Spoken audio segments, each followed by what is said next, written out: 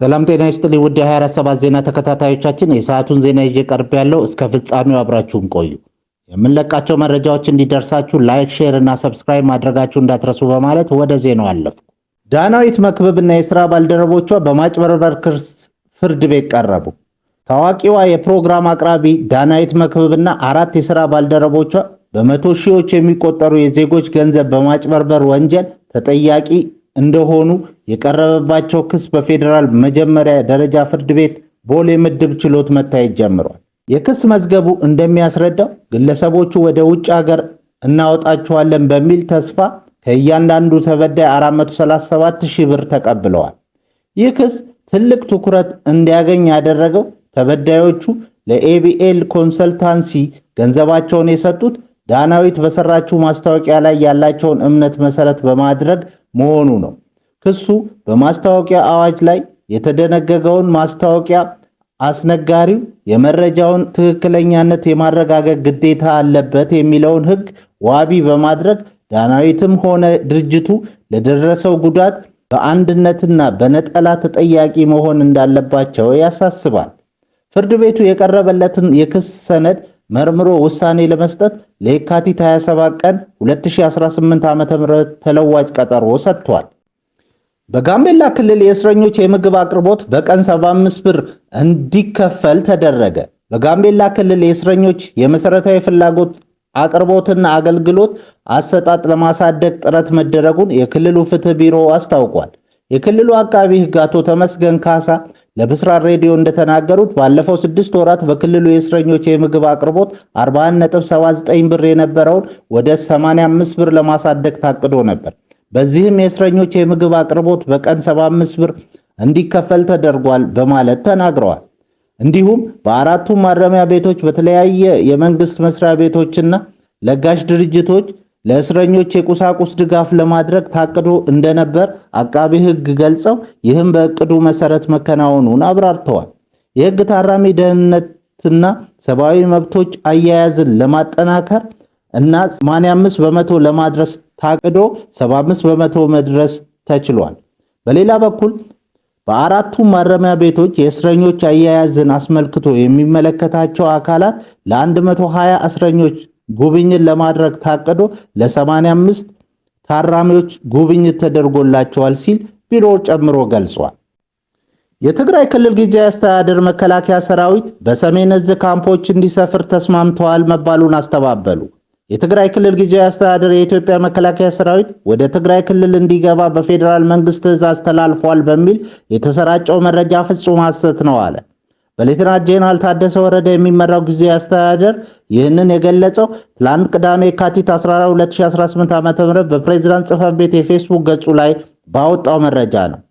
ከሰሞኑ በተለያዩ የማህበራዊ ሚዲያ ገጾች ላይ የፌዴራል መንግስት መከላከያ ሰራዊት ወደ ትግራይ ክልል እንደሚገባ ለጊዜያዊ አስተዳደሩ ማሳወቁን የሚገልጽ መረጃዎች ሲሰራጩ ነበር። በትናንትናው ዕለት ደግሞ መከላከያ ሰራዊት በክልሉ በሚገኙ ካምፖች ውስጥ እንዲሰፍር መግባት ላይ መድረሱን የሚጠቅስ ሌላ ልጥፍ ተሰራጭቷል። ጊዜያዊ አስተዳደሩ ዛሬ ባወጣው መግለጫ እነዚህ ሁለት ጉዳዮችን አስተባብሏል። የፌዴራል መንግስት የኢትዮጵያ መከላከያ ሰራዊት ወደ ትግራይ እንዲገባ ትዕዛዝ እንዳስተላለፈ መረጃ እየተሰራጨ እንደሆነ መግለጫው ጠቅሷል። የትግራይ ጊዜያዊ አስተዳደር ደግሞ በቀድሞ የሰሜን እዝ ካምፖች እንዲሰፍር እንደተስማማ ተደርጎ በተለያየ መንገዶች እየተሰራጨ ነው ብሏል። የማህበራዊ ሚዲያ ለጥፎቹን የተጣመመ እና የተሳሳተ ሲል የጠራው ጊዜያዊ አስተዳደሩ ይህን አይነት መረጃ ወደ ህብረተሰቡ የተሰራጨበት ስትራቴጂ ምንጩም ሆነ ሊያሳካው የተፈለገው ግብ ግልጽ ነው ብሏል። የትግራይ ጊዜያዊ አስተዳደር እየተሰራጨ ያለው መረጃ ፍጹም ሐሰት መሆኑን መግለጽ ይወዳል ሲልም አስተባብሏል። የፕሬዝዳንት ሌተናንት ጄኔራል ታደሰ ጽሕፈት ቤት ይህንን መግለጫ ያወጣው በፌዴራል መንግስትና በትግራይ ኃይሎች መካከል የተፈጠረው ውጥረት ወደ ግጭት ሊገባ ይችላል የሚል ስጋት በተፈጠረው ሁኔታ ውስጥ ነው። ጥር ላይ የፌዴራል እና የትግራይ ኃይሎች ክልሉን ከአማራ እንዲሁም አፋር ክልሎች ጋር በሚያዋስኑ ስፍራዎች ግጭት ውስጥ ገብተው ነበር። በዚያው ሰሞን አንድ ሰው የተገደለባቸው የድሮን ጥቃቶች በተለያዩ የትግራይ ክልል ከተሞች እንደተፈጸሙ ተገልጿል። እነዚህ ጥቃቶች በተመለከተ እስካሁን ድረስ በፌዴራል መንግስት በኩል የተሰጡ ይፋዊ አስተያየት የለም። በሻሸመኔ የቀድሞ ፍቅረኛዬን አገባክ በሚል ቅናት ተነሳስቶ የገዛ ጓደኛውን የገደለውና የሟች ሬሳ በአውሬ እንዲበላ ያደረገው ወጣት በ22 ዓመት እስራት ተቀጣ። በአሩፋ ክፍለ ከተማ ቻይና ካምፕ ተብሎ በሚጠራው አካባቢ ለዓመታት ጓደኛሞች የነበሩት ኮርሜ ገልገላ እና ሀብታሙ ዳፋ መካከል የተፈጠረ ቅናት ለሞት አድርሷል። ተከሳሽ የ25 ዓመቱ ሀብታሙ የቀድሞ ፍቅረኛው የነበረችው ልጅ የ27 ዓመቱ ኮርሜ ገልገሉ ህጋዊ ባለቤት መሆኗ ቅናት አሳድሮበት ኮርሜ ገልገሉን ገሎ በድንገት ከአካባቢው ተሰወረ። የሟች ቤተሰብ ለፖሊስ ልጃቸው መጥፋቱን አሳውቀው ፖሊስ ፍለጋ ላይ እያለ በአካባቢ ጫካ ውስጥ በአውሬ የተበላ የሰው ቅሪታ አካል ይገኛል። ፖሊስ የቀረበውን ጥቂት ቅሪታ አካል በማንሳትና ከቤተሰብ ደም በመውሰድ ባደረገው የዲኤንኤ ምርመራ ቅሪታ አካሉ የጠፋው የኮርሜ ገልገሉ መሆኑን አረጋግጧል። የሻሸመኔ ከተማ አስተዳደር ከፍተኛ ፍርድ ቤት የካቲት 26 ቀን 2018 ዓ.ም በዋለው ችሎት ተከሳሽ ሀብታሙ ዳፋ በፈጸመው ከባድ የሰው መግደል ወንጀል ጥፋተኛ ሆኖ በመገኘቱ በ22 ዓመት ጽኑ እስራት እንዲቀጣ ወስኖበታል።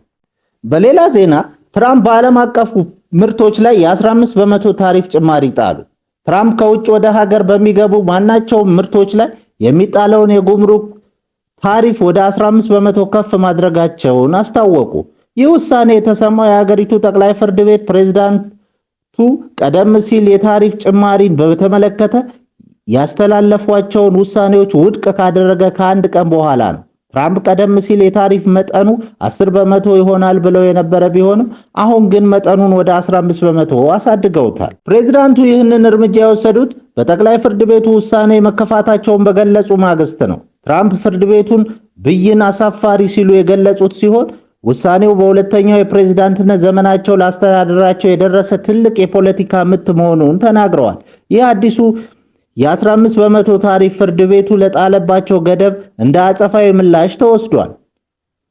እንደ ቢቢሲ ዘገባ ከሆነ ይህ አዲሱ የታሪፍ ተመን ከፊታችን ማክሰኞ የካቲት 17 ቀን ጀምሮ ተግባራዊ መሆን ይጀምራል።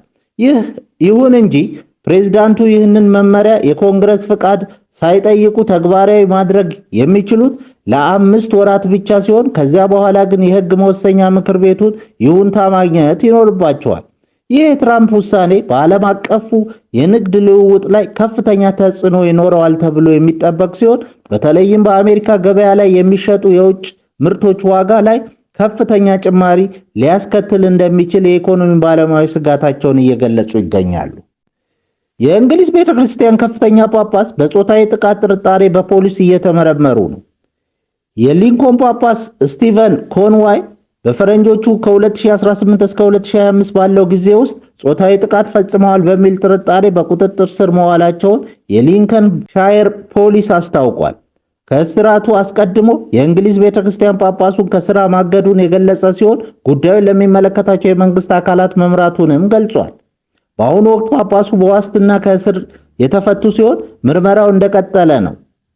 ጳጳስ ስቲቨን ኮንዋይ ከ2023 ጀምሮ የሊንከን ጳጳስ እንዲሁም ከ2014 ጀምሮ የጌቶች ምክር ቤት አባል ሆነው በማገልገል ላይ ነበሩ። በእገዳው ወቅት የግራንታም ጳጳስ ኒኮላስ ቻምበርሊን የሀገረ ስብከቱን ስራዎች ተረክበው ይሰራሉ። በጣሊያን በአያያዝ ጉድለት የተጎዳ ልብ የተተከለለት ሕፃን ሕይወቱ አለፈ። በጣሊያን ናፖሊ በሚገኘው ሞናልዲ ሆስፒታል የልብ ንቅለ ተከላ ተደርጎለት የነበረ የ2 ዓመቱ ሕፃን ዶሜኒኮ በልገሳ የመጣውን ልብ በትራንስፖርት ወቅት በደረሰበት ጉዳት ምክንያት ሕይወቱ ማለፉ ተገለጸ። ሕፃኑ ሕይወቱ ያለፈው ቅዳሜ ጠዋት ሲሆን የጤና ሁኔታው በድንገት ማሽቆልቆሉን የሆስፒታሉ መግለጫ አመልክቷል። እንደ ቤተሰቡ ጠበቃ ፍራንቺስኮ ፔትሩዚ ገለጻ ለሕፃኑ የተተከለው ልብ የ800 ኪሎ ሜትር ርቀት ላይ ከሚገኘው በልዛኖ ከተማ ሲጓጓዝ በደረቅ በረዶ አማካኝነት በቅዝቃዜ ተቃጥሎ መድረሱ ለሞቱ ምክንያት ሆኗል። የጣሊያን አቃቢ ሕግ በጉዳዩ ላይ ጥልቅ ምርመራ የጀመረ ሲሆን በትራንስፖርትና በንቅለ ተከላ ሂደት ላይ የተሳተፉ 6 የሕክምና ባለሙያዎች በምርመራው ውስጥ ተካተዋል። ልቡ ሲጓጓዝ የሙቀት መቆጣጠሪያ ባልነበረው መያዣ ውስጥ መቆየቱ ለጉዳቱ ዋነኛ ምክንያት እንደሆነ ተገልጿል። የጣሊያን መሪ ጆርጂያ ሜሎኒ በሰጡት መግለጫ መላው ጣሊያን በትንሹ ዶሚኒክ ሞት ያዝናል ካሉ በኋላ ጉዳዩ በገለልተኛ አካል ተመርምሮ ተጠያቂነት እንደሚሰፍን አረጋግጠዋል። የሀገሪቱ የጤና ጥበቃ ሚኒስትር በበኩላቸው ለሕፃኑ ለቤተሰቡ እና ለጣሊያን ሕዝብ እውነቱን የመናገር ግዴታ አለብን ብለዋል። ቤተሰቡ አሁን ላይ ሙሉ የሕክምና ሰነዶች እንዲሰጣቸው እየጠየቁ ሲሆን የሕፃኑ እናት ፓትሪዚያ ሚርኮሊኖ ቀደም ሲል የሮማው ሊቀ ጳጳስ ለልጇ እንዲጸልዩ ጥሪ አቅርበው እንደነበር ይታወሳል። ክቡራን አድማጮቻችን ለሰዓቱ ያልናቸው ዜናዎች በዚህ እናበቃለን።